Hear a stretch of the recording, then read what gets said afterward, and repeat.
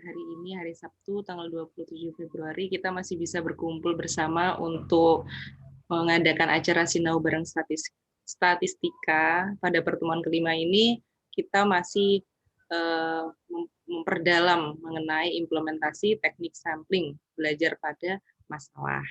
Jika kemarin, di minggu kemarin kita memperdalam mengenai kasus di bidang IPA, kali ini kita akan memperdalam pada kasus di bidang sosial.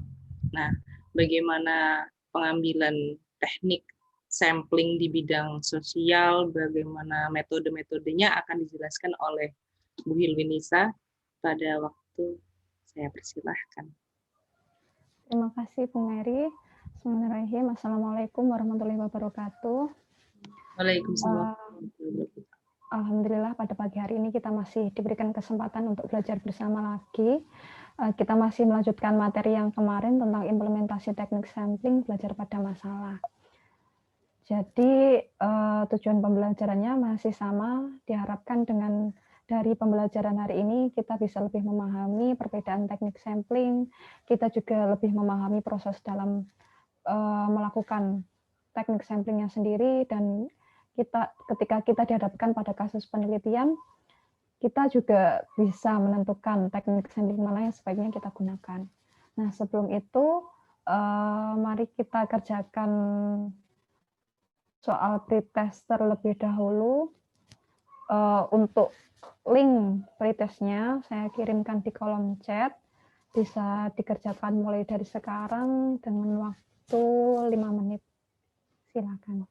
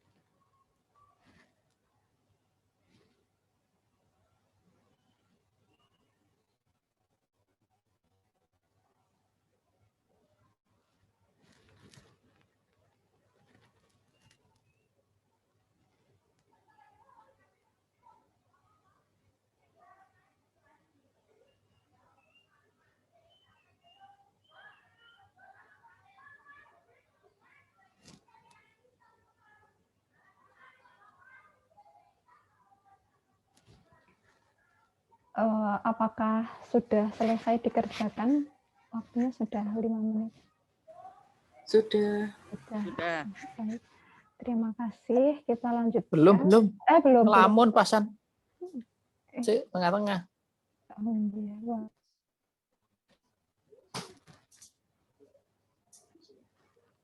Saya ketemu Mami udah. Kok tahu bandar Mas? Mami kok udah ayah nang bandar. Oh, kemarin pas ada Sari.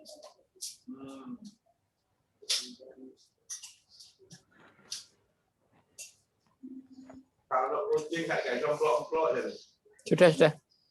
Nggak ada scoringnya ya, pretestnya ya? Scoring. Biasanya kalau pretest itu keluar langsung scoring sesudahnya, jadi bisa tahu salahnya di mana gitu. Dari kemarin saya nggak ngerti salah apa benar. Karena tidak ada feedback. Kalau ya, Soal-soalnya bagus sih. Bagaimana Bu Yusi? ya kalau sekarang tahu salahnya betul semua nanti. Mungkin Nggak boleh ya, betul semua nggak boleh ya? Boleh, tapi nanti di post test saja. Nah iya, maksudnya supaya post testnya betul semua. Kan tetap ada 5 pilihan, jadi kemungkinan kan cuma tahu itu salah benar, tapi kan nggak tahu jawaban yang benar yang mana. Kalau yang pelatihan di Bubble ke Semarang kemarin online juga gitu, jadi akhirnya ya remedi tetap remedi, nggak ngerti jawabannya sing benar, tetap harus belajar. Ya tambahan. Iya, jadi ada skornya 5/5 kayak punya Adel itu kan juga Google Form-nya juga gitu. Kalau salah kan keluar skornya 0 per berapa, 5/5 gitu kan. Bisa sih Mbak. Oh iya. Pakai di Edmugo untuk ujiannya. Pakai Google Form, pakai Google Form kan. Wah, beda lagi. Oh iya. Ya, untuk masukan pembelajaran selanjutnya banyak ya saya. Iya, karena 2 kali pretest kemarin saya penasaran bener apa salah jawaban, nggak ngerti aku. Oh iya, saya konsumsi sendiri. Ya.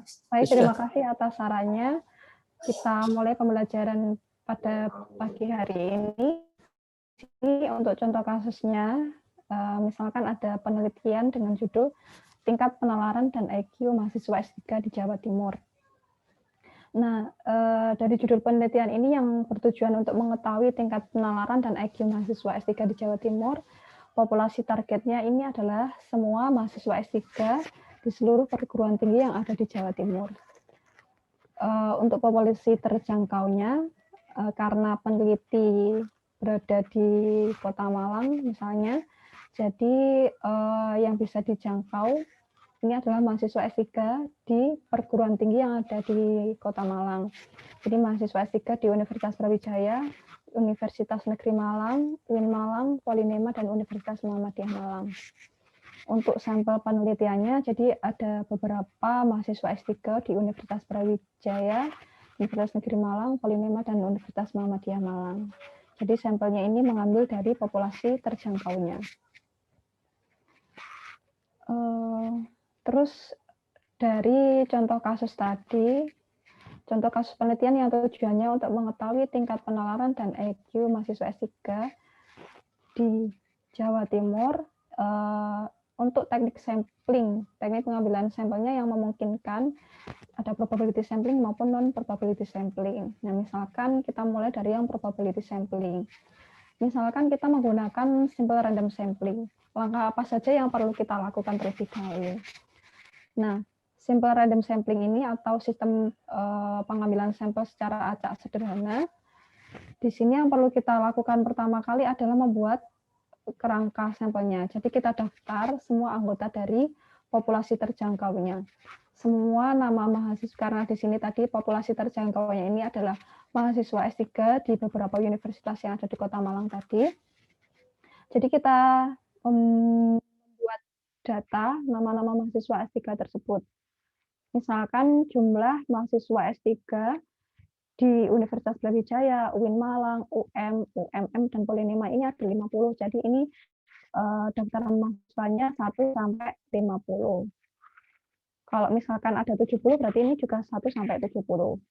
Nah, langkah selanjutnya ini adalah mencari ukuran sampelnya. Di sini ukuran sampelnya menggunakan rumus Lovin. Jadi ini N kecil ini adalah ukuran sampelnya, N kapital ini adalah jumlah populasinya, dibagi 1 ditambah N dikali alfa kuadrat. Jadi ini tadi jumlah populasinya ini ada 50, berarti 50 dibagi 1 ditambah 50. Untuk alfanya kita mengambil 5% dengan tingkat halang kepercayaan 95%, jadi ini 0,05 pangkat 2 hasilnya sekian, dan setelah dihitung kita dapatkan ukuran sampelnya adalah 44. Nah, untuk proses pengambilannya, setelah kita membuat nomor urut seperti ini, 1 sampai 50.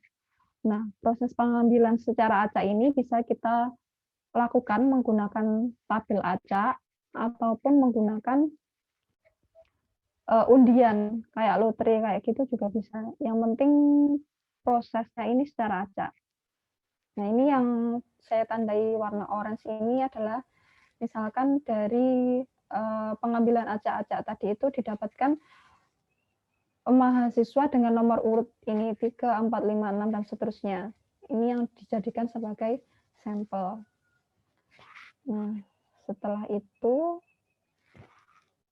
jadi dari sini untuk yang simple random sampling ini syaratnya itu populasinya ini relatif homogen, terus populasinya juga tidak terlalu tersebar secara geografis dan harus ada kerangka sampelnya. Jadi anggota populasinya itu apa saja, siapa saja itu harus terdaftar semuanya. Nah, kelebihannya untuk simple random sampling ini kemampuan untuk mengeneralisasinya itu lebih tinggi, cukup tinggi, dan prosedurnya itu cukup sederhana. Jadi cukup yang penting ada kerangka sampelnya itu tadi. Setelah ada kerangka sampel langsung diambil secara acak mana saja yang bisa dijadikan sebagai sampel sampai sejumlah ukuran sampelnya terpenuhi. Nah, akan tetapi ini kekurangannya ketika jumlah populasi besar, kita butuh kerangka sampel yang cukup banyak juga, cukup besar juga. Jadi kurang efisien ketika anggota populasinya atau jumlah populasinya ini cukup besar. Terus juga persyaratannya yang harus dipenuhi tadi itu harus diketahui jelas siapa saja anggota dari populasinya itu dan dibikin kerangka sampelnya. Kerangka sampel tersebut yang ini terkadang ketika di praktek lapangan tidak semua penelitian ini bisa mendapatkan kerangka sampelnya seperti itu atau bisa dibuat kerangka sampelnya. Nah, setelah ini selain simple random sampling, opsi lainnya yang bisa digunakan adalah stratified random sampling. Nah, stratified random sampling ini prosesnya bagaimana? Nah, ini yang pertama ini kita bisa membagi populasinya tadi itu menjadi beberapa strata. Misalkan peneliti menemukan referensi bahwa jenis kelamin ini mempengaruhi tingkat penalaran dan EQ seseorang. Jadi di sini dari populasi tersebut itu bisa dibagi menjadi 2 kelompok, mahasiswa laki-laki dan mahasiswa perempuan. Nah, setelah dibagi menjadi strata berdasarkan jenis kelamin, laki-laki dan perempuan ini, selanjutnya dilakukan pengambilan sampel secara acak, seperti yang dilakukan pada simple random sampling tadi. Jadi, dari mahasiswa laki-laki dibikin kerangka sampelnya, mahasiswa perempuan juga dibikin kerangka sampelnya. Setelah itu, keduanya sama-sama diambil sampelnya secara acak. Nah, untuk stratified random sampling sendiri ini dibagi menjadi 2, yaitu yang proporsional dan tidak proporsional. Yang proporsional ini ketika komposisi dari masing-masing strata ini relatif sama. Kayak misalkan ini laki-laki proporsinya ini 55%, perempuan juga 45%. Ini kan tidak terlalu jauh rentangnya, atau kalau yang pas itu idealnya laki-laki 50, perempuan 50%. Tidak terlalu jomplang perbedaannya. Nah, ini kalau yang proporsional, untuk yang sampelnya ukurannya juga disamakan dengan proporsi yang ada di populasi. Misalkan ini populasinya 55%, sampelnya pun juga mengambil 55% dari mahasiswa laki-laki. Dan kalau yang ini 45%, sampelnya juga diambil 45% dari mahasiswa perempuan. Seperti itu. Nah, tentunya ini juga sesuai dengan ukuran sampelnya ya. Maksudnya, misalkan ini tadi jumlah populasinya 50, sampelnya 44. Jadi 50 yang ukuran sampelnya ini 55% dari 44 mahasiswa, dan ini juga 45% dari ukuran dari 44 atau ukuran sampelnya tadi itu. Nah, yang bagaimana ketika komposisi dari populasinya itu tidak sama atau perbedaannya cukup jauh seperti ini. Misalkan ini populasi laki-lakinya 70%, perempuannya 30%. Ini kan cukup jauh. Nah, ini di sini kalau yang tidak proporsional ini cara pengambilan sampelnya ini proporsinya disamakan. Jadi sama-sama 50%. 50% mengambil dari mahasiswa laki-laki, 50% juga mengambil dari mahasiswa perempuan, seperti itu. Nah, syaratnya ketika kita menggunakan stratified random sampling, ini populasinya mempunyai unsur heterogenitas yang sekiranya mempengaruhi atau dipertimbangkan dalam penelitian ini. Kayak ini tadi unsur heterogenitasnya jenis kelamin laki-laki dan perempuan, karena barangkali ada referensi yang mengatakan bahwa jenis kelamin itu mempengaruhi tingkat penalaran dan IQ seseorang, sehingga ini unsur jenis kelamin itu dipertimbangkan dalam populasi, sehingga perlu dibagi untuk menjadi beberapa strata atau diklasifikasikan. Nah, ini diperlukan kriteria yang jelas dalam membuat stratifikasi sesuai dengan unsur heterogenitas yang dimiliki. Jenis kelamin tadi itu ada latar belakang yang mempengaruhinya, referensi yang mengatakan, katakanlah kriteria tertentu tadi itu cukup berpengaruh juga pada tujuan penelitian yang sedang dilakukan.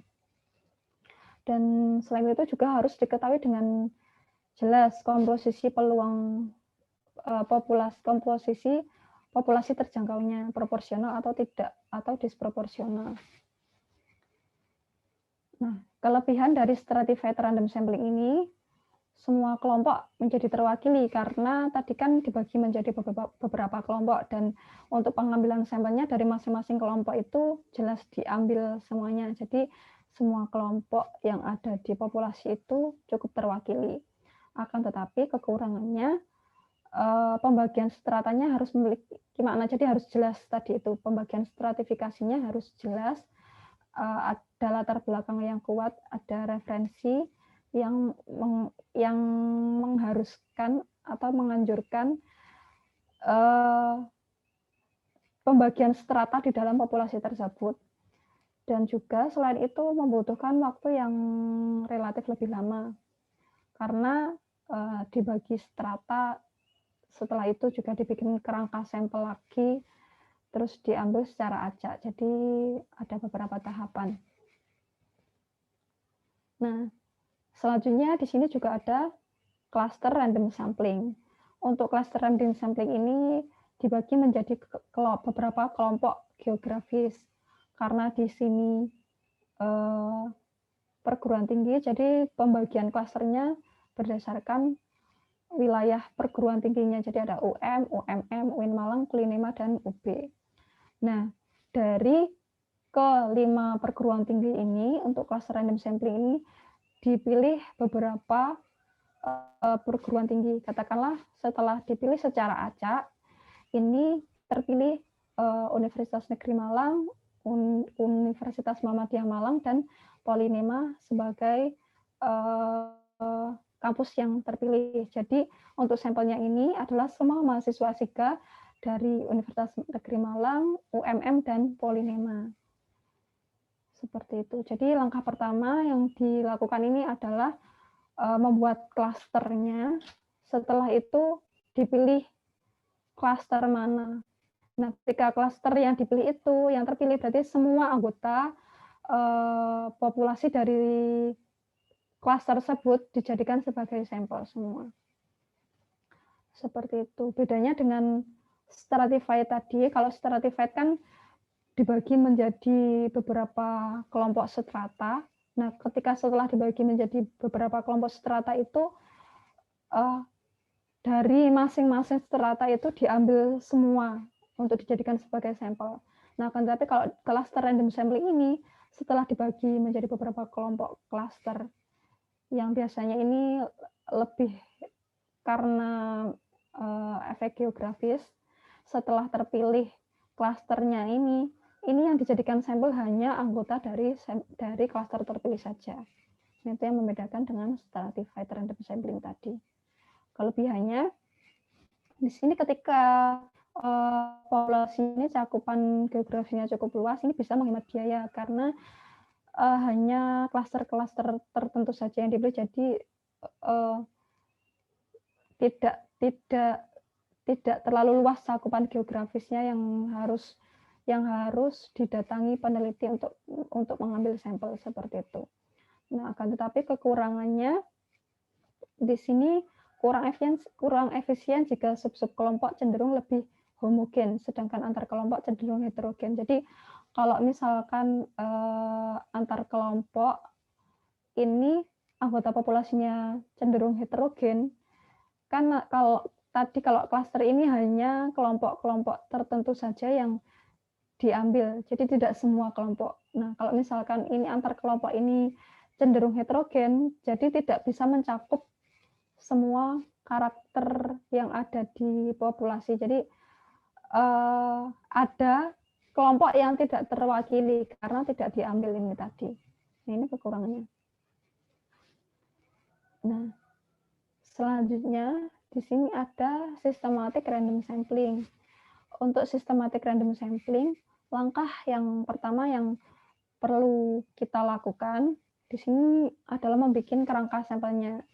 Nah, setelah membuat kerangka sampel seperti ini, kita menghitung nilai K. K ini adalah selang interval yang nanti akan digunakan sebagai jarak atau interval dalam pengambilan sampel pada systematic random sampling ini. Jadi rumusnya K ini jumlah populasinya dibagi ukuran sampelnya. Misalkan tadi didapatkan jumlah populasinya 50 dan ukuran sampelnya didapatkan adalah 44.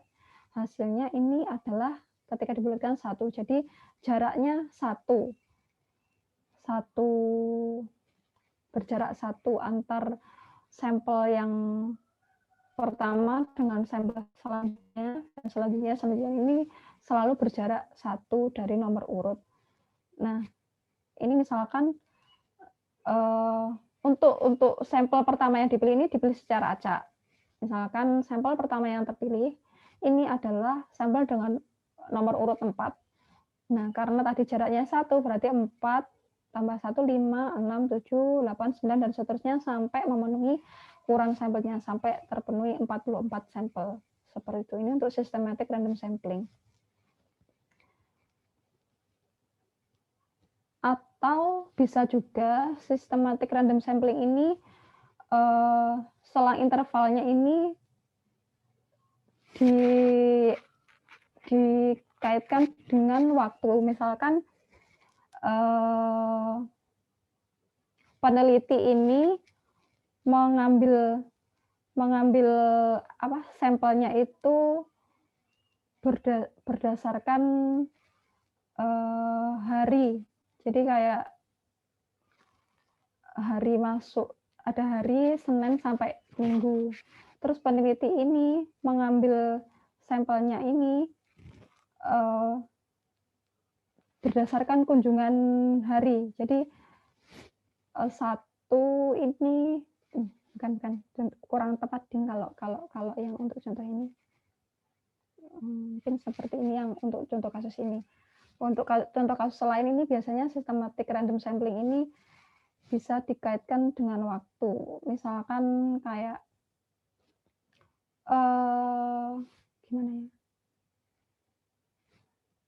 Karena ini cuma misalkan kalau contoh kasus ini pengambilan sampelnya itu peneliti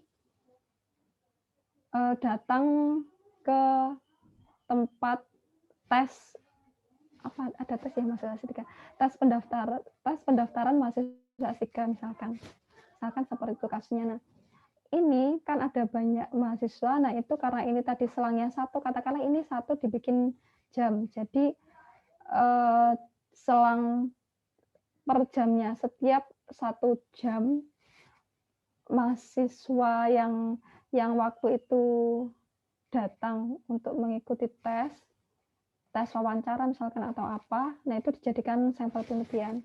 Jadi bisa jaraknya bisa berupa waktu atau urut seperti ini.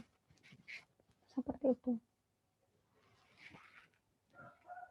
Nah, kelebihannya untuk systematic random sampling ini mudah dilakukan jika kerangka sampelnya tersedia. Jadi memang kerangka sampel cukup penting untuk systematic random sampling. Nah, akan tetapi ini kekurangannya juga dimungkinkan adanya bias sistematik jika data memiliki pola tertentu. Misalkan kalau yang ini tadi, ini nomor urutnya berdasarkan nama-nama mahasiswa dari universitas-universitas yang diurutkan. Jadi ini 3 teratas ini misalkan mahasiswa S3 dari UB, terus 4 sampai 7 mahasiswa S3 dari UM, seperti itu dan seterusnya. Nah, ini kurang efektif ketika ada yang tidak tercakup. Jadi kan 1 sampai 3 ini tadi misalkan mahasiswa UB. Nah, 4 sampai 7 ini mahasiswa UM. Nah, ini kan yang mahasiswa UB ini tidak ada yang masuk ke dalam anggota sampelnya.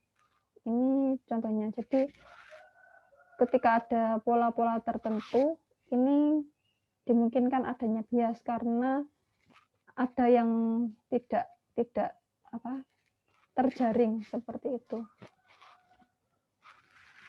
Nah, selanjutnya di sini ada multi-stage random sampling. Untuk multi-stage random sampling ini jadi ada beberapa tahapan pengambilan sampelnya. Minimal ini ada 2 tahapan. Jadi kalau seperti ini tahap pertama, terus ini tahap kedua.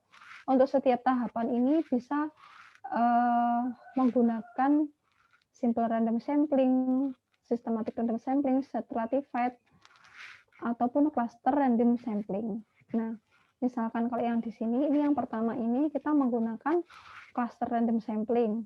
Jadi dari beberapa kampus, beberapa universitas ini didapatkan Universitas Muhammadiyah Malang, Polonema, dan UB. Nah, setelah dari masing-masing kampus ini, kan setiap kampus ini ada jurusan-jurusannya. Nah, dari beberapa jurusan, ini kita bisa menggunakan teknik stratified random sampling, diambil dari setiap jurusan ini diambil sebagai sampel. Jadi nanti sehingga yang muncul ini adalah mahasiswa jurusan A untuk kampus tertentu. Jadi cukup terwakili mahasiswa dari jurusan dan kampus tertentu seperti itu. Ada beberapa tahapan dalam multi-stage random sampling. Kelebihannya ini menawarkan informasi yang lebih rinci. Jadi kayak ini tadi informasinya, ini jadi ini di sini nanti outputnya itu mahasiswa jurusan matematika Universitas Muhammadiyah Malang. Jadi lebih rinci informasi yang didapatkan. Akan tetapi kekurangannya ini membutuhkan waktu yang lebih lama karena ada beberapa tahapan teknik pengambilan sampel yang dilakukan seperti itu. Nah, itu tadi untuk yang teknik sampling yang menggunakan unsur pengacakan atau probability sampling. Nah, selanjutnya ini ada non-probability random sampling. Jadi meniadakan unsur pengacakan dalam pengambilan sampelnya. Yang pertama di sini ada purposive sampling. Nah, untuk purposive sampling ini misalkan dari tujuan penelitian yang tadi, ini peneliti memilih mahasiswa S3 yang sudah di tahun ketiga. Harapannya mahasiswa S3 yang sudah berada pada tahun ketiga ini penelitiannya sudah hampir selesai. Jadi menurut peneliti ini lebih bisa digali untuk perihal penalarannya seperti itu, misalkan seperti itu. Jadi ada alasan yang jelas yang bisa mengarahkan peneliti untuk memilih responden tersebut. Jadi ada dugaan responden memiliki pengetahuan untuk lebih bisa menjawab pertanyaan sesuai tujuan penelitian. Nah, ini tadi peneliti ini menduga untuk mahasiswa yang penelitiannya sudah hampir selesai ini bisa lebih relevan ketika dijadikan penelitian untuk terkait penalaran seperti itu. Misalnya seperti ini. Selanjutnya, di sini kelebihannya purposive sampling ini terkadang menjadi satu-satunya cara untuk menyelidiki. Kalau kebetulan pada contoh kasus di sini ini tadi bukan satu-satunya cara. Kalau bisa sih kalau misalkan memang ada unsur ini tadi, misalkan ada ini ya, maksudnya ada alasan kuat peneliti ini menganggap bahwa memang ada kaitannya mahasiswa S3 yang sudah pada ke tahun ketiga ini lebih bisa digali terkait penalarannya. Nah, ini kan tidak ada cara lain untuk menyelidiki selain menggunakan purposive sampling seperti itu. Akan tetapi kekurangannya ini tidak dapat digunakan untuk mengeneralisasi. Jadi kemampuan mengeneralisasinya ini dipertanyakan karena hanya mahasiswa tertentu saja yang dijadikan sebagai sampel. Jadi tidak mewakili semua keadaan populasinya. Selain itu, untuk yang non-probability sampling, ini ada sampling jenuh. Sampling jenuh ini sebenarnya nama lain dari sensus, akan tetapi ketika ukurannya ini relatif kecil. Jadi semua anggota populasi dijadikan sampel penelitian. Ketika ukuran populasi relatif kecil atau kurang dari sama dengan 30. Kalau misalkan jumlah populasinya ini lebih dari 30, ini akan sangat sulit untuk menggunakan sampling jenuh atau sensus. Kalau misalkan ukuran populasinya ini relatif kecil, ini masih bisa menggunakan sampling jenuh. Nah, kelebihannya ini lebih akurat dibanding teknik non-probability sampling yang lain karena semua anggota populasinya ini dijadikan sebagai sampel. Akan tetapi ini kurang cocok ketika ukuran populasinya besar. Nah, kurang cocok karena nanti kalau ukuran populasinya besar akan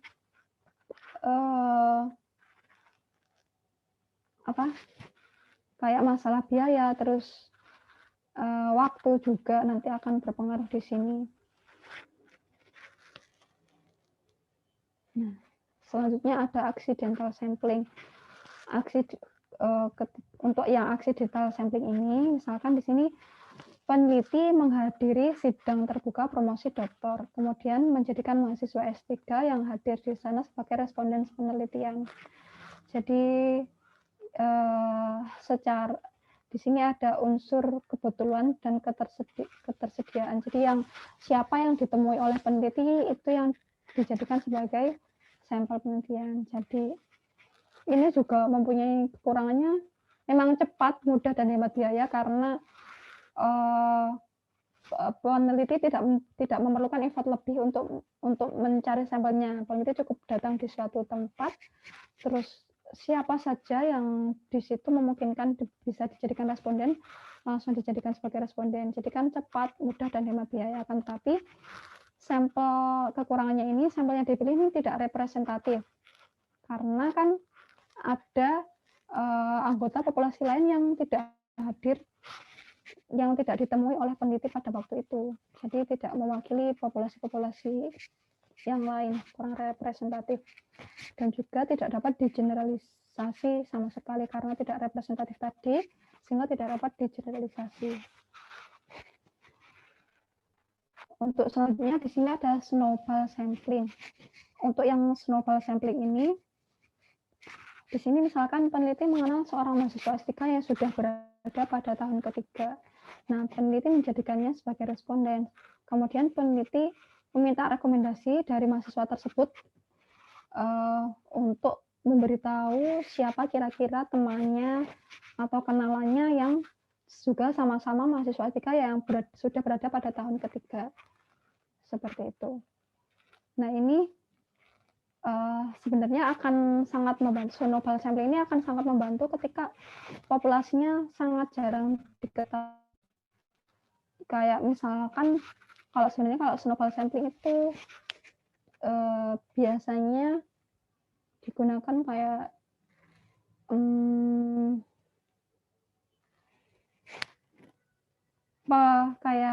misalkan penelitian terhadap pemakai obat-obatan terlarang.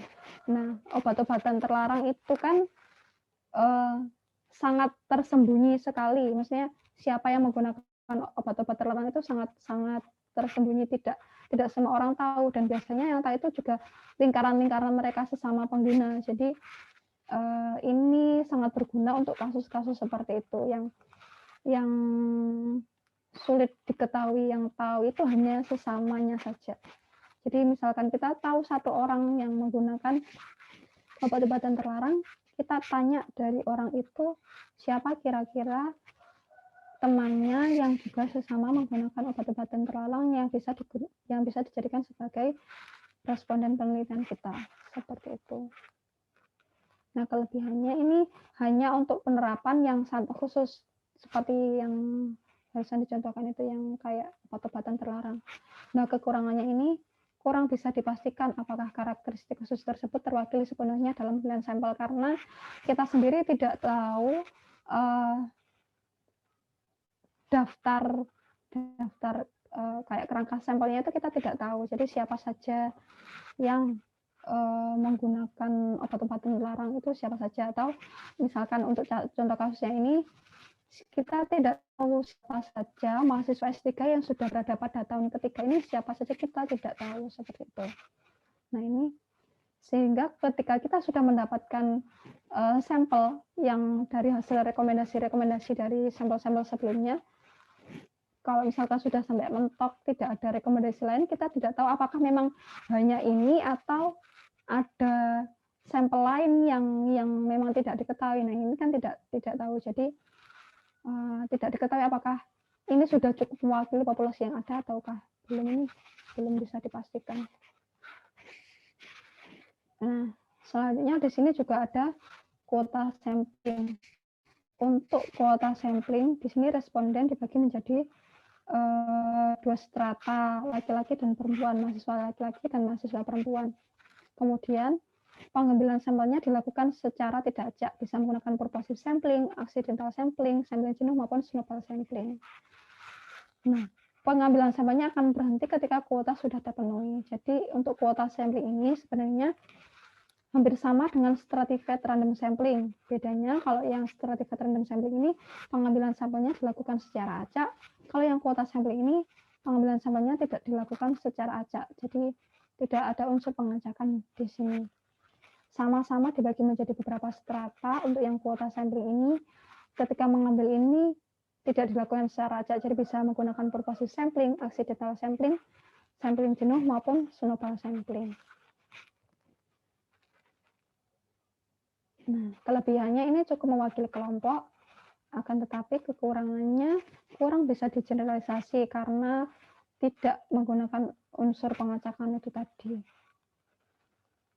Nah, ketika misalkan ada satu kasus, terus ada beberapa kemungkinan teknik sampling yang sekiranya bisa digunakan, bagaimana kita memilih teknik sampling tersebut? Faktor yang bisa dijadikan pertimbangan ketika kita memilih teknik sampling tersebut adalah biaya dan kepresisiannya. Presisi, jadi biaya ini apakah ketika kita menggunakan teknik sampling tersebut masih sesuai dengan budget ataukah tidak, seperti itu. Terus untuk yang presisi, ini bisa dilihat dari standar error-nya. Jadi kita kita bandingkan dari masing-masing teknik sampling itu nilai standar errornya berapa dan mana yang paling nilai standar errornya yang paling kecil itu yang bisa kita ambil, kita pilih sebagai teknik pengambilan sampelnya seperti itu. Terus,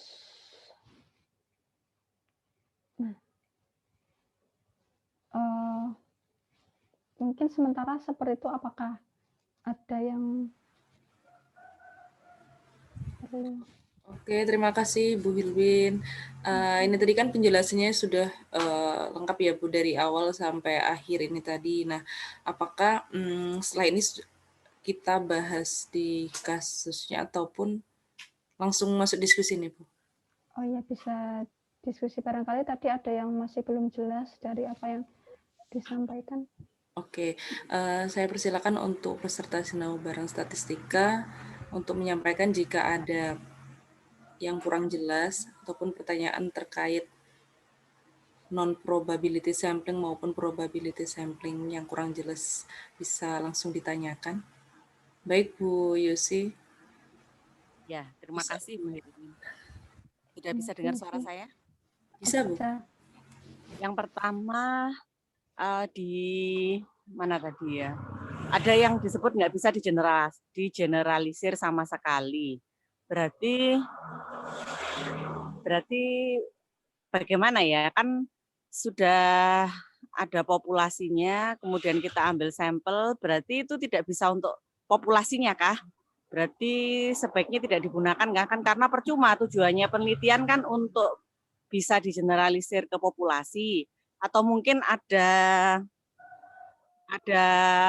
rumus atau nanti kalau sudah jadi penelitiannya ada nilai yang membuat kita menyimpulkan bahwa penelitian ini berarti tidak kuat, tidak valid atau bagaimana dari sampel, dari cara pengambilan sampel itu.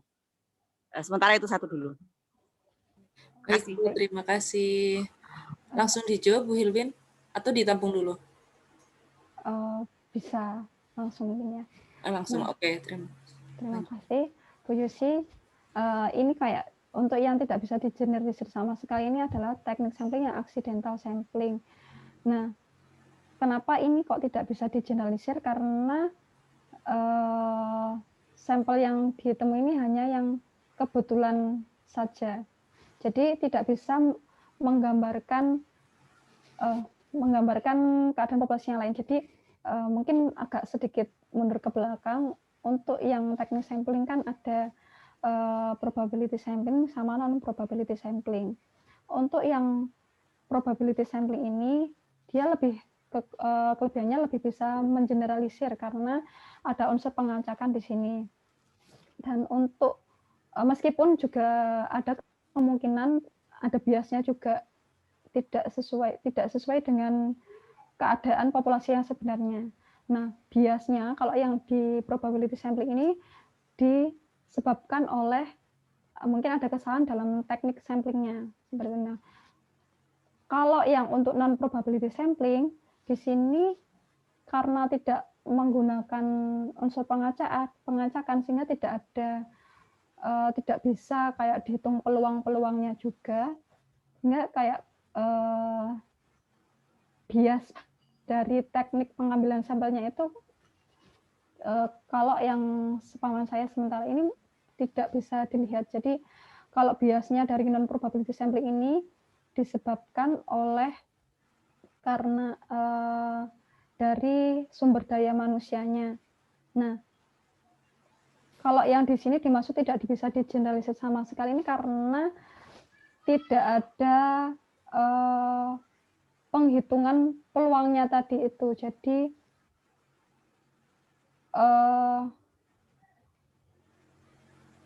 untuk kesimpulannya nanti hanya berlaku untuk yang sampel misalkan ini tadi mahasiswa S3 yang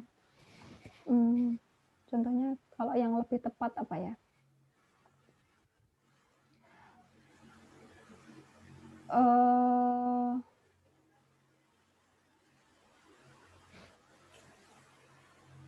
Ini tadi contohnya misalkan peneliti ini mengambilnya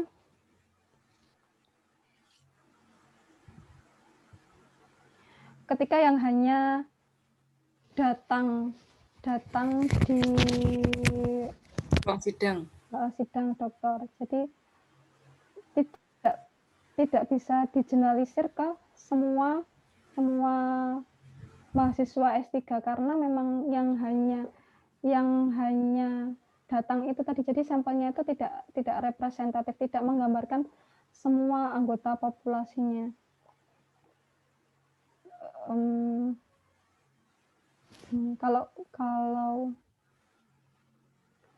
Kalau yang lebih tepat, mungkin ini kurang tepat ya contohnya. Mungkin kalau misalkan, jadi kesimpulannya itu hanya untuk yang menggambarkan keadaan pada waktu itu, tidak bisa digeneralisir untuk semua populasi. Maka ini tadi mahasiswa S3, jadi nanti kesimpulannya didapatkan itu tidak bisa digeneralisir ke semua mahasiswa S3 yang ada di populasi targetnya. Jadi hanya berdasarkan case tertentu saja. Karena tidak representatif ini tadi, jadi tidak bisa digeneralisasi. Mungkin ini masih bulat kata-katanya.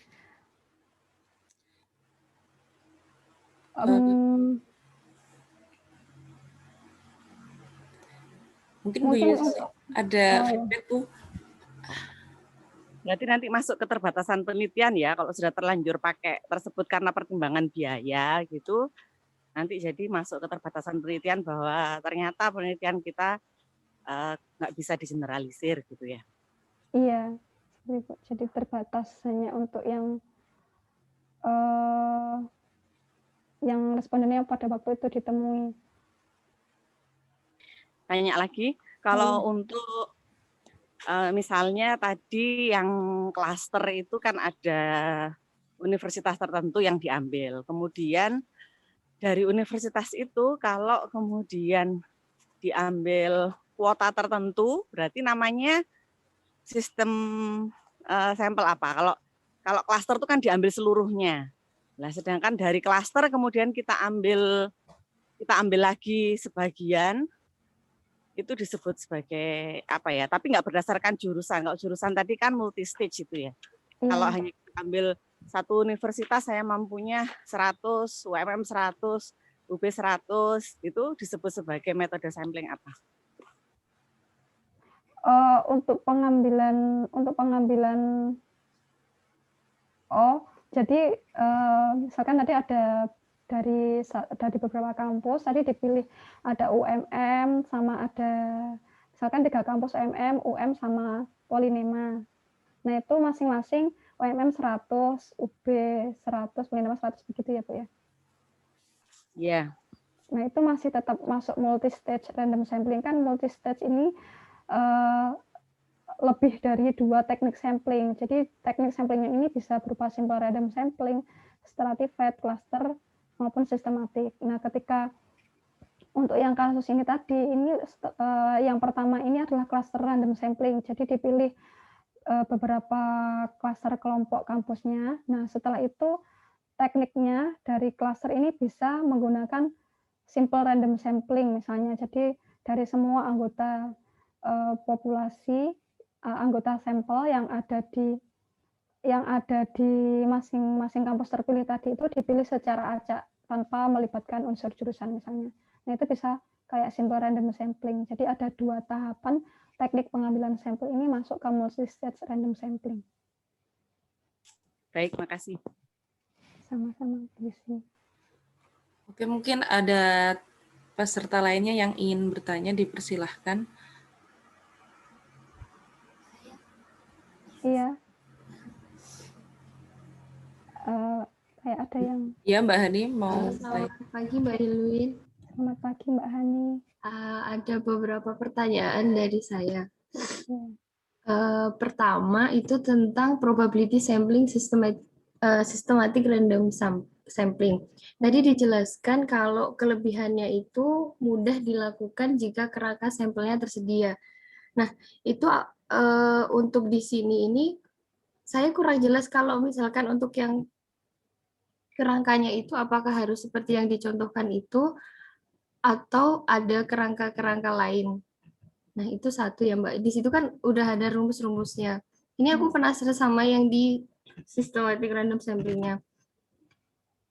Terus kayak lebih ke sama minta contoh misalkan nanti ketika kita melakukan penelitian itu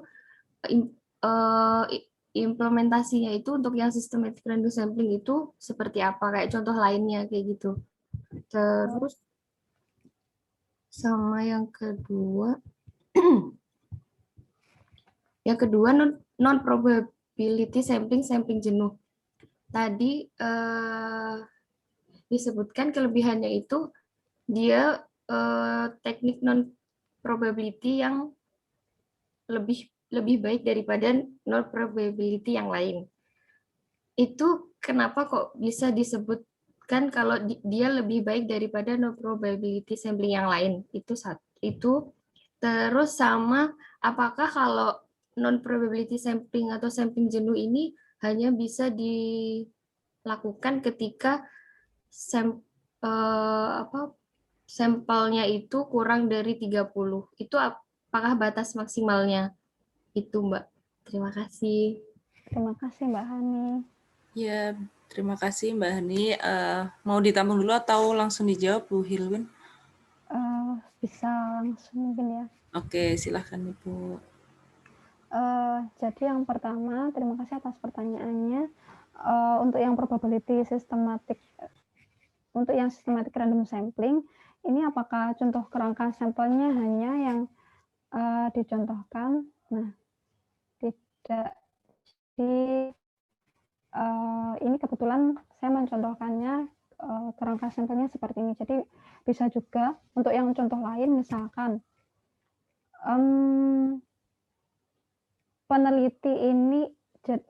peneliti mengambil sampelnya ini ketika ada ujian masuk untuk mahasiswa S3 misalnya ya. Jadi terus untuk tesnya ini misalkan interview setiap 45 menit setiap mahasiswa ini mempunyai durasi waktu interview itu misalkan 1 jam. Nah, jadi ini kerangka sampel yang bisa dibikin ini berdasarkan waktu jam ini tadi.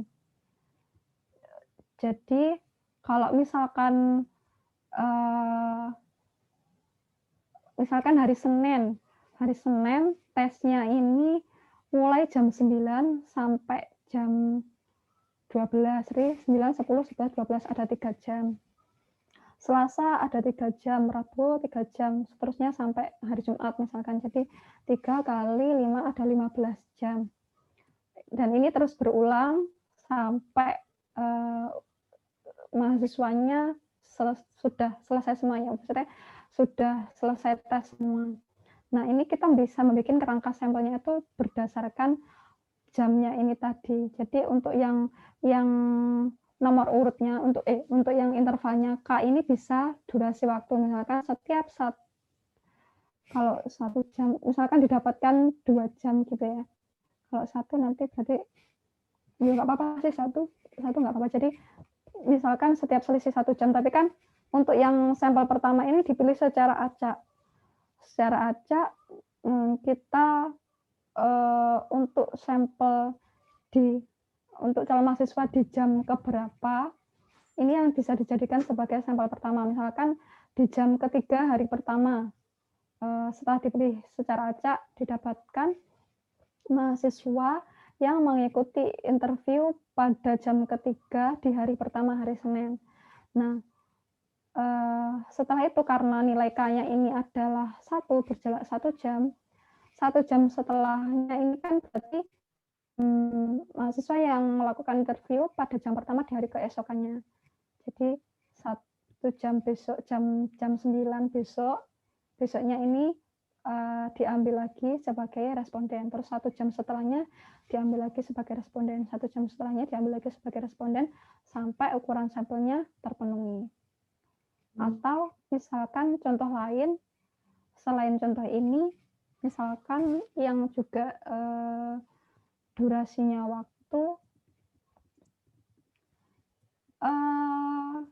misalkan kita ingin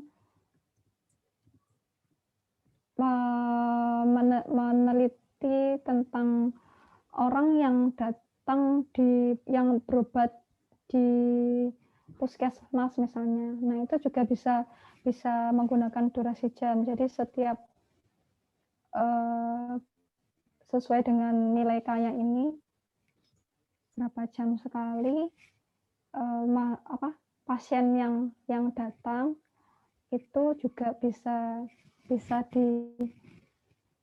dijadikan sebagai selang interval untuk pengambilan sampel sistematik random sampling-nya. Seperti itu. Apakah dari sini mungkin masih ngambang atau bagaimana Mbak Hani untuk yang sistematik random sampling? Jadi kalau misalkan di sini ini berarti pasti diharuskan ada kerangka atau pola tertentu ya Mbak ketika kita ngambil si teknik yang ini.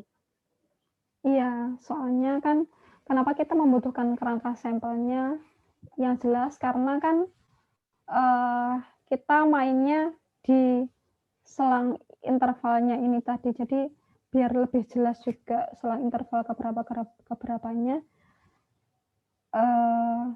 Kalau tidak ada kerangka sampelnya, jadi kita nanti tidak akan tahu, misalkan kita nggak punya kerangka sampelnya, tapi kita sudah mempunyai intervalnya 1.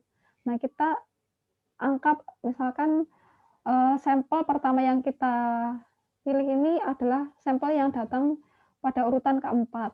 Nah, ini kita ambil 1 setelahnya terus sampai ukuran sampelnya terpenuhi.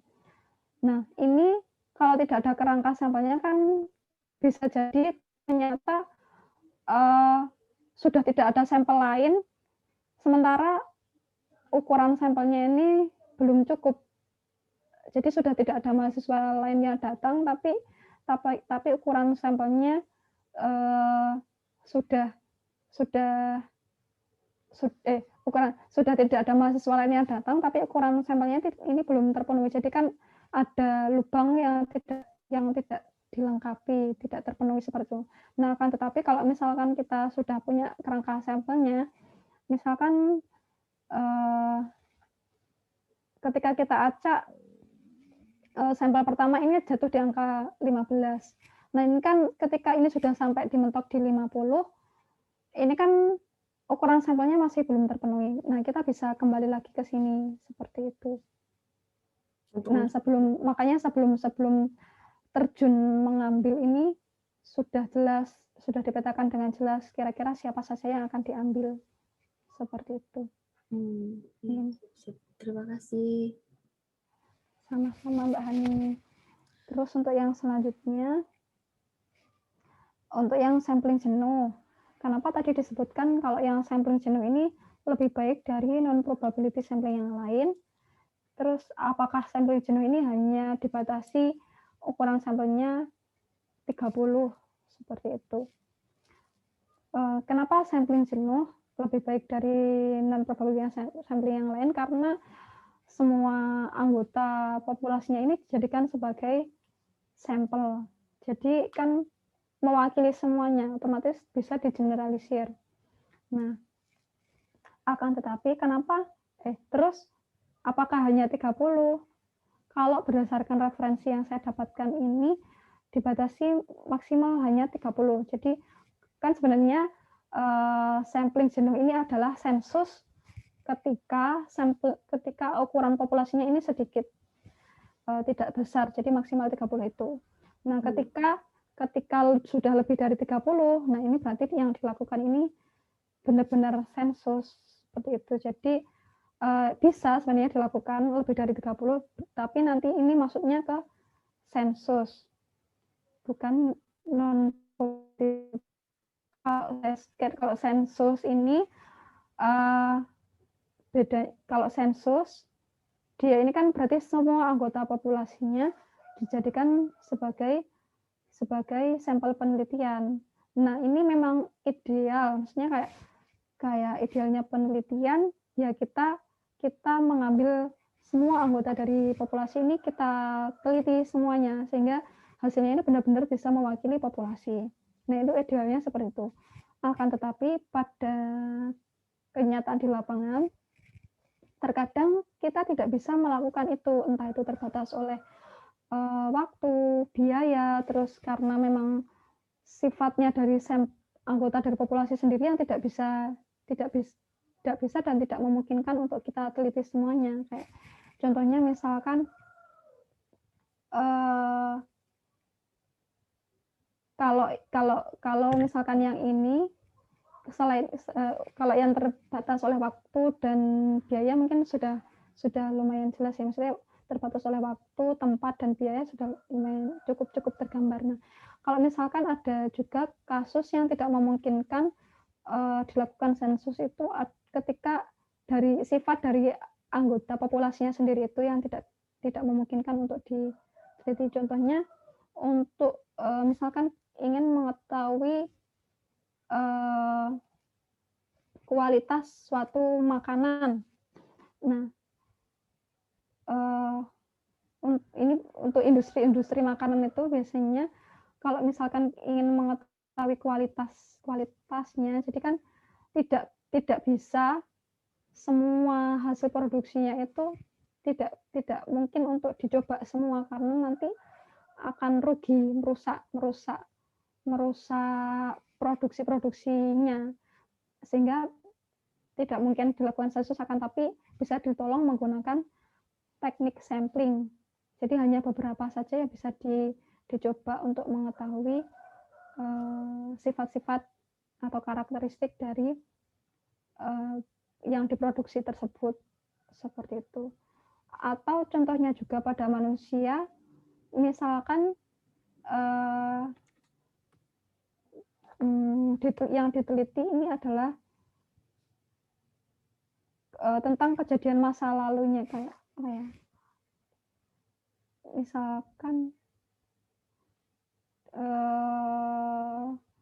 ditanya tentang kayak motivasi apa ya yang biasanya yang berhubungan dengan daya ingat manusia. Nah, itu terkadang ada orang yang lupa dengan ketika diwawancara itu juga lupa tentang yang dialami. Jadi kan ini juga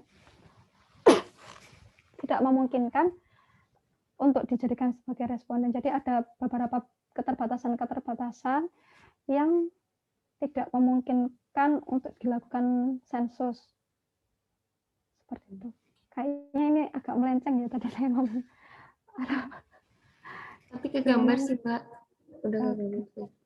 Jadi intinya kalau misalkan non-probability sampling ini kenapa lebih baik daripada yang lainnya, itu karena dia semua populasi, semua sampelnya itu akan diteliti ya. Kayak gitu. Kenapa tadi? Iya. Jadi bisa benar-benar menggambarkan keadaan populasinya. Benar-benar menggambarkan atas apa yang diteliti gitu ya? Iya, soalnya semuanya diteliti. Oke, terima kasih Mbak. Sama-sama Mbak Ani. Mungkin seperti itu Mbak Mary. Oke, lanjut ya Mbak ya untuk pertanyaan ini dari Bu Yusi lagi. Ada di chat, saya bacakan.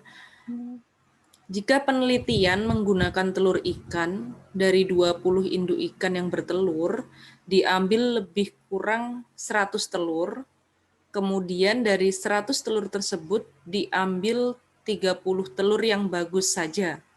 Disebut apakah teknik sampling yang digunakan tersebut? Terima kasih. 20 induk ikan tersebut kira-kira bertelur 100-an. Masuk proposif atau kuota sampling ya, gitu Mbak pertanyaannya. Ya, terima kasih Bu Yusi. Jadi di sini misalkan ada penelitian menggunakan 1000-an telur total telurnya. Misalkan ada penelitian menggunakan telur ikan. Terus dari 20 induk ikan yang bertelur diambil kurang lebih 100 telur. Kemudian dari 100 tersebut diambil 30 telur yang bagus saja.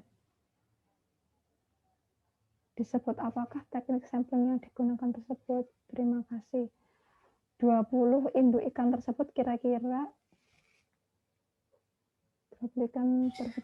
bertelurnya 1000-an telurnya. Oh, tapi dari 1000 telur akhirnya terus diambil 30 telur yang bagus saja. Kalau di sini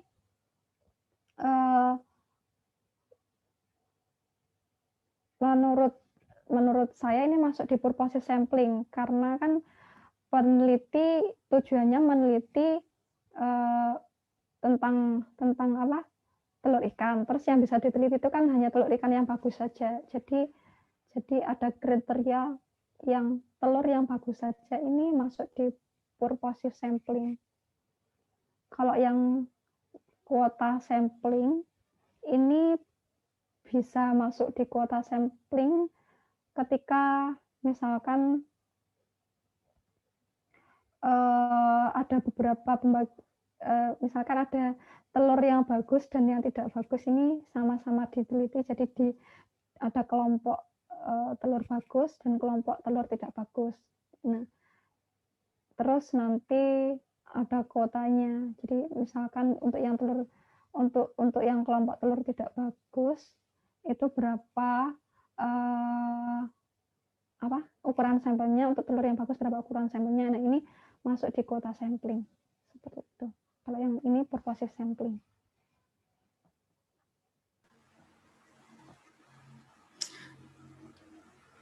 Oke, sudah jelas ya Ibu. Ibu sudah balas sih. Baik, makasih, sangat jelas begitu Bu Hilwin.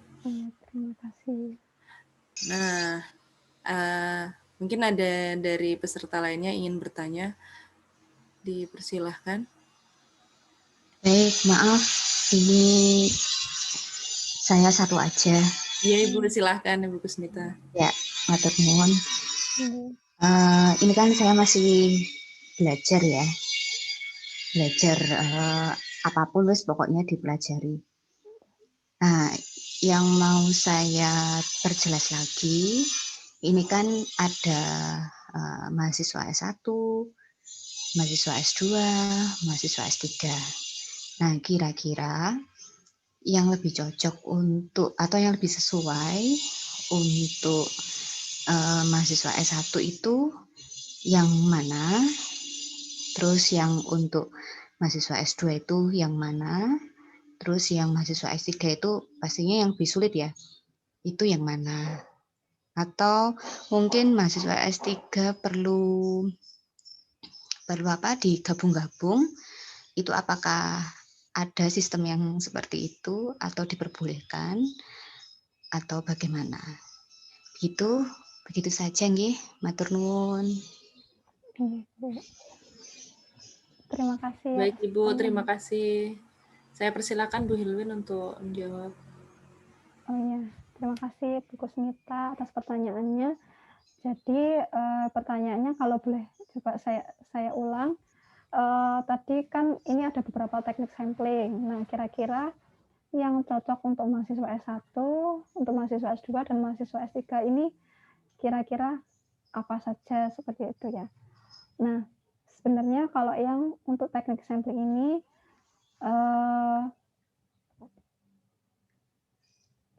sesuai dengan tujuan penelitiannya. Nah, misalkan yang paling sederhana ini adalah sebenarnya yang simple random sampling tadi itu untuk prosesnya sederhana, yang paling sederhana, tapi dia ada beberapa kekurangan tadi itu untuk yang ketika anggota populasinya banyak, dia butuh untuk kerangka sampelnya besar, jadi kekurangannya di situ. Terus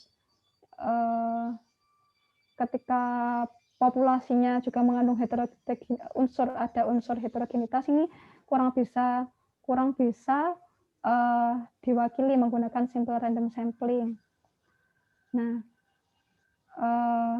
Jadi kalau misalkan di penelitiannya, misalkan mahasiswa S1 itu populasinya tidak terlalu besar, terus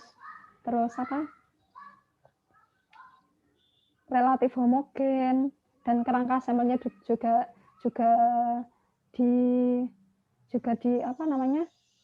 diketahui. Nah, ini bisa menggunakan yang sampel random sampling ini karena ini yang paling sederhana.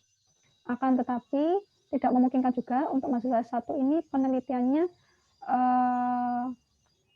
tidak sesederhana itu. Misalkan dia penelitiannya menggunakan ada unsur geografisnya juga mungkin bisa saja. Nah, ini bisa menggunakan untuk teknik sampling yang lainnya kayak cluster random sampling.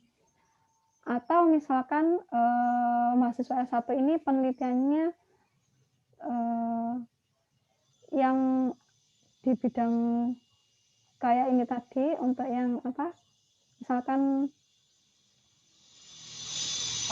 tentang orang yang mempunyai penyakit diabetes misalkan, terus si peneliti ini kesusahan untuk mendapatkan data-datanya siapa saja, terus misalkan dia sudah dapat tapi orangnya tidak mau ditemui, sehingga peneliti bisa menggunakan yang purposive sampling. Jadi hanya responden siapa saja yang mau dijadikan sebagai sampel penelitiannya atau responden seperti itu. Jadi menyesuaikan dengan tujuan dan keadaannya. Nah, untuk yang mahasiswa S2 misalnya, kalau pengalaman saya kemarin, saya ini melibatkan wilayah lokasi, jadi menggunakan klaster. Kebetulan kemarin penelitiannya tentang ASI eksklusif, jadi klasternya ini dibagi per kelompok posyandu. Jadi klasternya saya bikin yang kelompok posyandu. Tapi juga tidak menutup kemungkinan mahasiswa S2 ini tujuan penelitian dan keadaan populasinya ini mengarahkan dia untuk menggunakan teknik sampling yang lain. Misalkan kayak contoh yang barusan dipertanyakan oleh Bu Yusi ini, tapi saya kurang tahu ini bisa untuk mahasiswa S1 atau S2 untuk penelitiannya. Nah, ini juga bisa kalau yang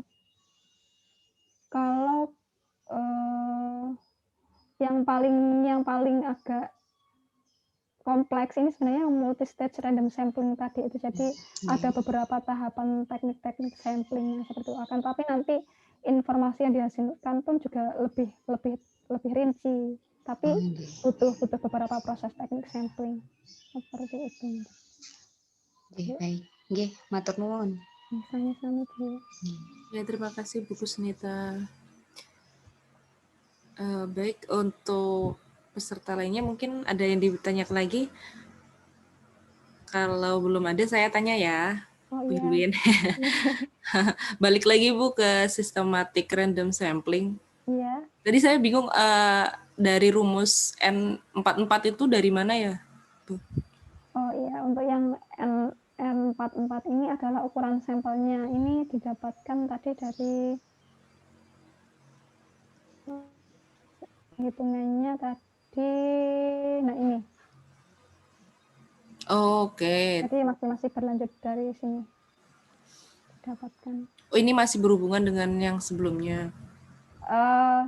Kasusnya sama, tapi coba kita, kalau misalkan kita menggunakan teknik sampling yang sistematik bagaimana? Jadi kan ukuran populasinya masih sama 50, terus ukuran sampelnya dengan menggunakan rumus yang sama juga masih sama 44. Seperti itu. Ya, kalau balik ke slide yang tadi, Bu. Ya. Nah, ini. Itu mengapa dibagi 3 di awal sama 3 di akhir itu, Bu? Oh iya, ini kebetulan saja. Jadi sebenarnya kalau langkahnya dari sistematik ini kan kita membuat daftar anggota populasinya. Nah, ini daftar anggota populasinya di tabel ini. Iya. Nah, setelah itu kita menghitung nilai K-nya. K-nya ini adalah jaraknya interval Iya, itu. interval. Nah, rumusnya jumlah populasi dibagi ukuran sampelnya. Iya. Dapatkan untuk kasus ini, kita dapatkan nilainya 1. Nah, setelah ini kita bikin kayak kerangka sampelnya. Jadi ini nomor urut 1, 2, 3, dan seterusnya sampai 50. 1 ini berarti mahasiswa dengan nomor urut 1 ini Agus, 2 Budi, 3 Chandra, dan seterusnya sampai ini ada Zizi di nomor urut 50. Misalkan seperti itu ya. Iya. Nah, cara pengambilan sampelnya ini bagaimana?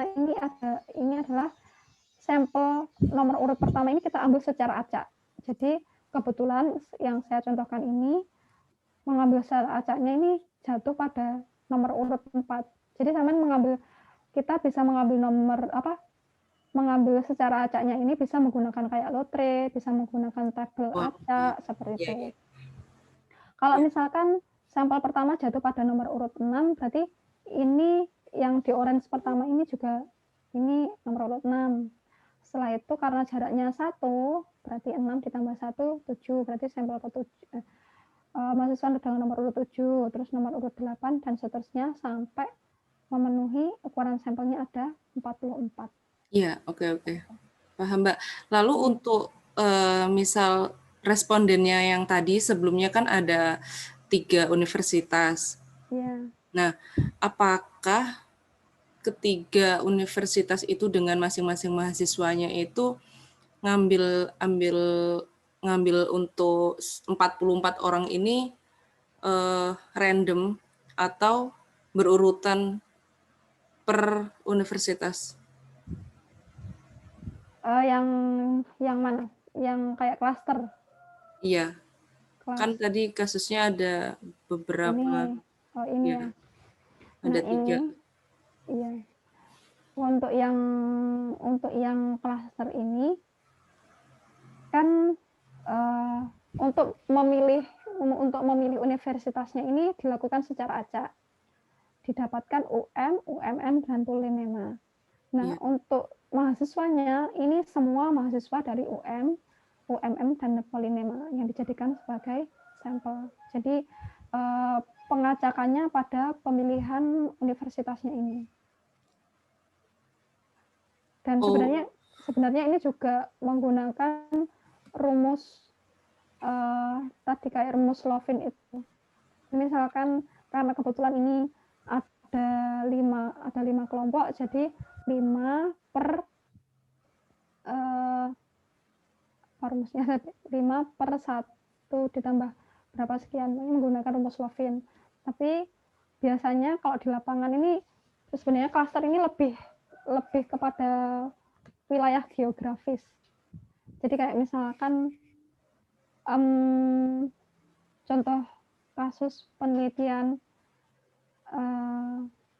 saya kemarin ASI eksklusif di kabupaten di Kecamatan Selopuro. Nah, di Kecamatan Selopuro ini sendiri ada 52 kelompok posyandu. Kalau nggak salah 52 atau berapa.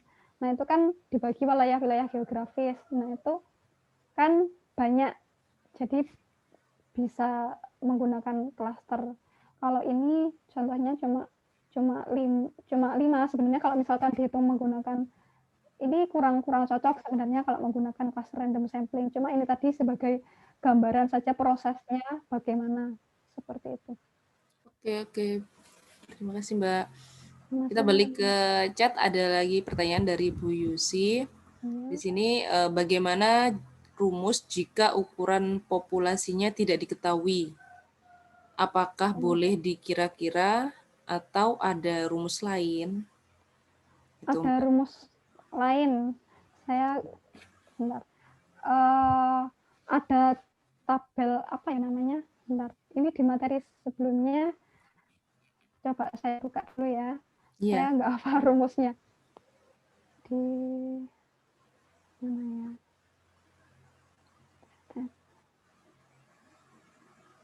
ada beberapa cara ketika jumlah populasinya itu tidak diketahui. Sebentar. Pada pertemuan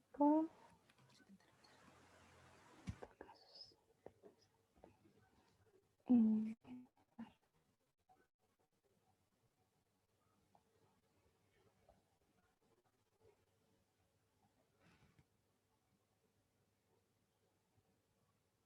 Nah, apakah kelihatan?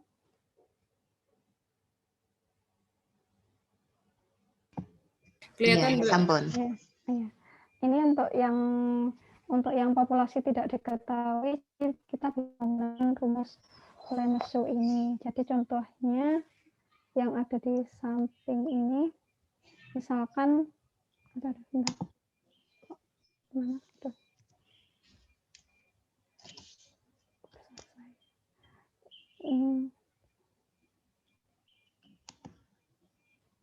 Kursor saat, maaf, kursornya kurang kelihatan. Ya, ini contohnya.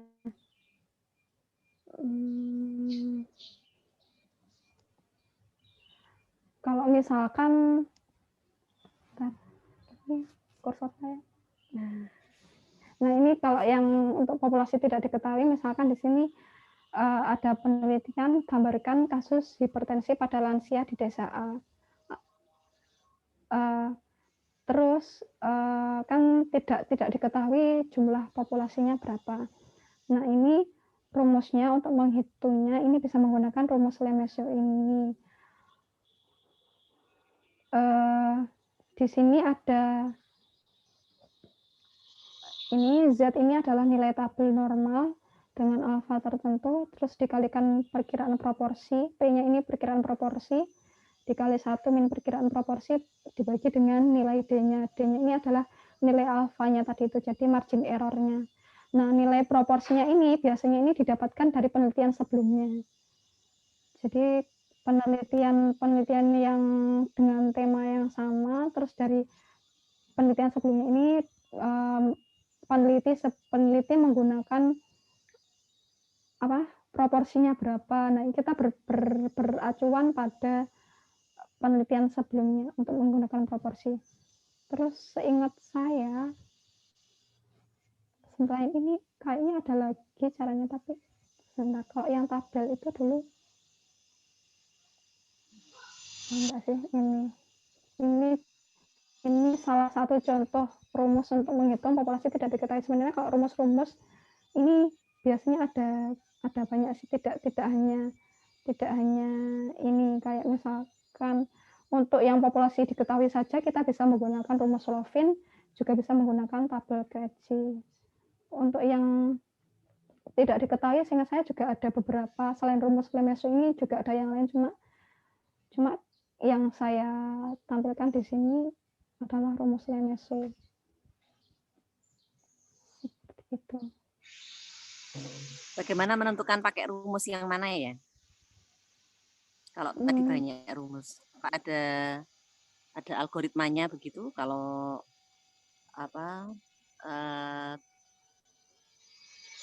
metode, kalau hipotesisnya bagaimana atau bagaimana rumusannya?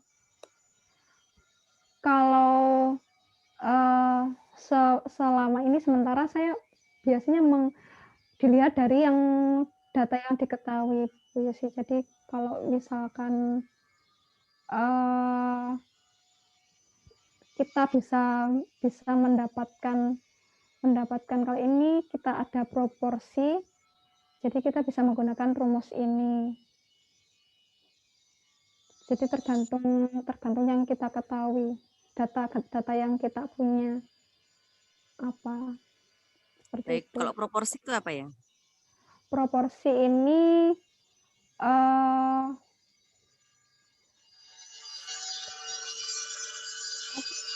komposisi lansia, jadi kayak komposisi apa ya, perbandingan apa komposisi bahasanya, perbandingan Ya, lansia. Kalau Z-nya? Z-nya ini tabel normal. nilai tabel normal. Didapat dari ada tabel Ada data yang tabelnya, sudah paten tabel gitu ya. distribusi. Iya, Oh, tabel ya. distribusi normal. Ya, baik, makasih. Sama-sama, Bu. Kita lanjut ke pertanyaan selanjutnya dari Bu Yus juga, Mbak. Ini ada, jika penelitian ingin mengetahui tingkat depresi mahasiswa dengan populasi terjangkau mahasiswa FKUB dari 1.000 jumlah total mahasiswa N, diambil 200 yang kriteria inklusi yang sehat saja. 200 dihitung pakai rumus Slovin. Apa benar? Kemudian disebarkan melalui G-form di grup WA mahasiswa. Jika sudah sampai 200 berhenti, maka disebut kuota sampling kah? Atau purposive sampling atau accidental sampling? Terima kasih. Seperti itu. Mohon maaf Mbak Mary, ini apakah bisa dibacakan ulang? Oh iya, ini iya. kursor saya. Mohon maaf, saya ini kesusahan membuka chat karena ini kayaknya ada agak masalah kursornya. Iya, iya, bentar. Saya ulangi ya. Iya.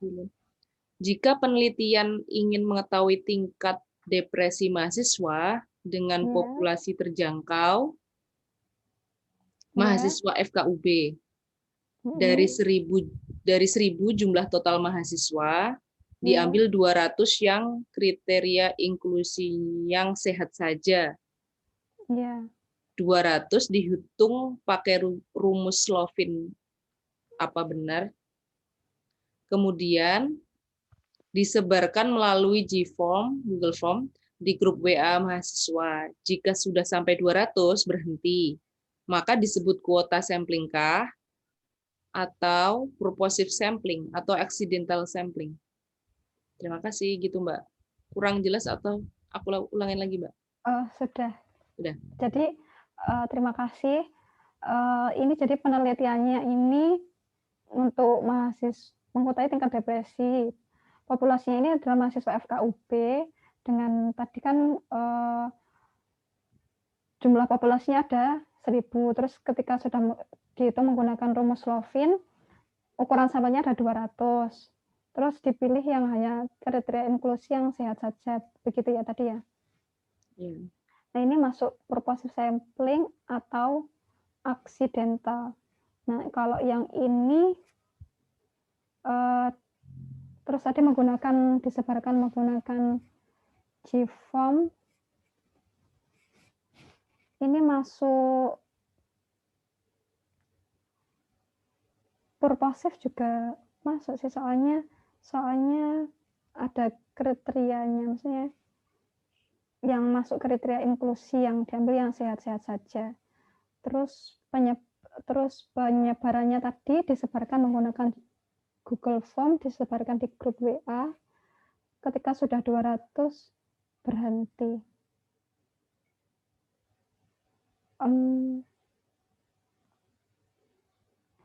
Bisa accidental juga, tapi juga bisa purposive sampling.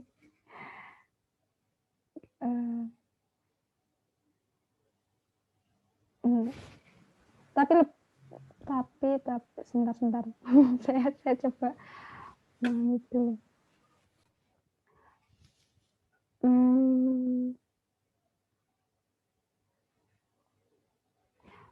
Kalau menurut saya ini lebih ke purposive, soalnya meskipun ini penyebarannya lewat Google Form, tapi kan tetap ada kriteria yang dipilih yang hanya sehat saja, mahasiswa yang hanya sehat saja. Jadi tidak benar-benar hanya kalau aksidental kan yang pas kebetulan, berarti unsur-unsur yang tersedia pada waktu itu yang lebih kayak kebetulan. Kalau purposive ada beberapa kriteria yang dimaksudkan oleh peneliti, yang dengan adanya kriteria itu si responden itu bisa lebih menjawab sesuai dengan tujuan penelitiannya. Kalau menurut saya ini perpasif. Iya, sama-sama. Oke, terima kasih. Ya. Sama-sama Bu Yusi. Ya, terima kasih Bu Yusi dan terima kasih Bu Hilwin. Hari ini kita cukup banyak sekali membahas kasus-kasus di bidang statistika ini. Nah, karena waktunya juga sudah tinggal 5 menit lagi, mungkin kita bisa lanjut ke postes ya Bu ya? Iya. Monggo untuk Maaf, ada satu lagi. Iya. Oh iya. Bagaimana Bu Kusnita? Maaf, ini ada satu lagi. Ini maaf, ada yang perbaikan di sebelah rumah. Agak suaranya agak bising, sebentar. Iya. Maaf, sebentar. Tidak ada Bu.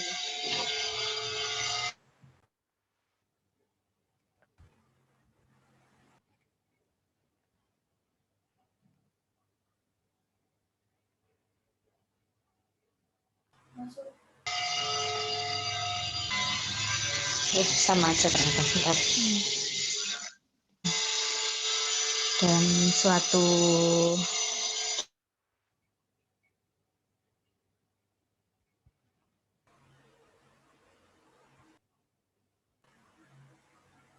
research itu, masa pandemi itu kita melakukan ada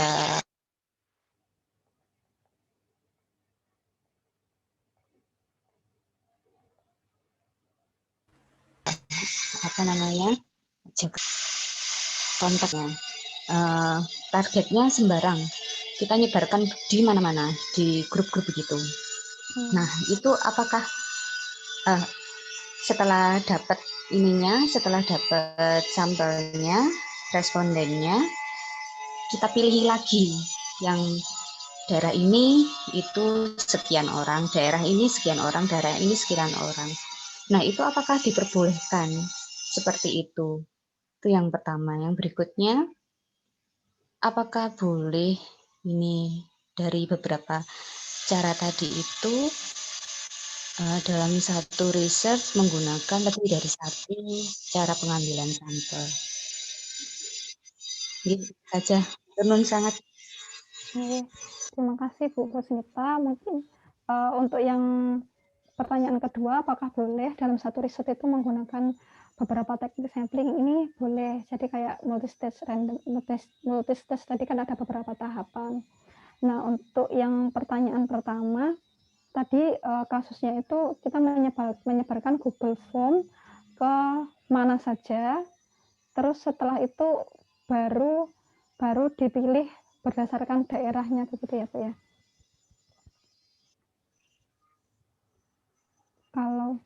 Kalau benar seperti ini, berarti ini kita juga perlu melihat dulu apakah anggota populasinya ini diketahui semua apakah tidak. Kalau misalkan diketahui, ini sebaiknya kalau mau menghitung dibagi wilayah itu dirumuskan terlebih dahulu. Tapi ketika anggota sampelnya tidak diketahui, setelah disebar baru dipilih dikelompokkan menjadi beberapa wilayah, terus dipilih kayak menggunakan cluster sampling ini. Kalau jawaban sementara saya boleh Bu, tapi nanti coba saya cross check lagi. Mungkin untuk jawabannya lebih lengkapnya bisa menjadi PR saya di minggu depan ya Bu. Kalau untuk sementara seperti itu. Ya baik, Matur nuwun. Nggih, matur nuwun. Sami-sami. Oke, ini langkah terakhir ya Mbak ya. Kita mulai mengerjakan post-test. Bisa dikirim Mbak linknya di bisa minta tolong dikopikan yang di atas ini yang tadi, yang sama aja ya? Ya. Oke. Untuk seluruh peserta kita bisa mulai mengerjakan post-test, dikirim di chat ya, di kolom chat. Waktunya berapa menit, Bu? 5 menit. 5 menit. Oke, waktunya 5 menit. Kita kerjakan post-test sebelum menutup acara sesi Sinau Bareng Statistika hari ini.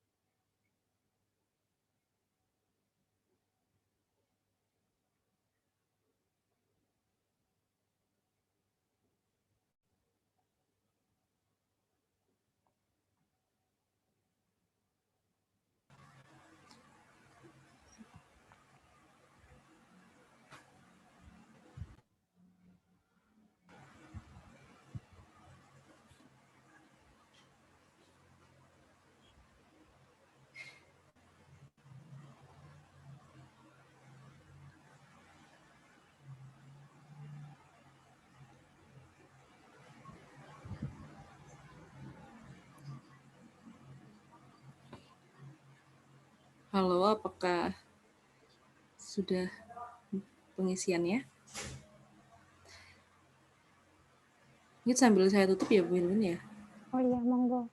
Ya, terima kasih kepada seluruh peserta Sinau Bareng Statistika di materi implementasi teknik sampling belajar pada masalah hari ini.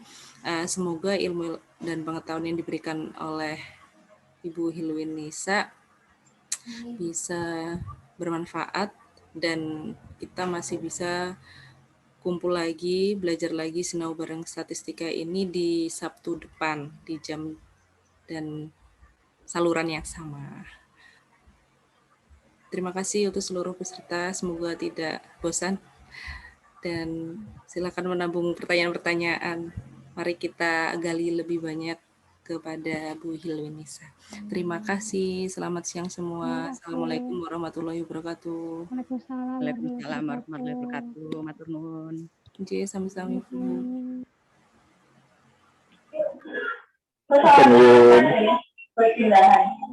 Ibu. Sampai Oke, Bapak.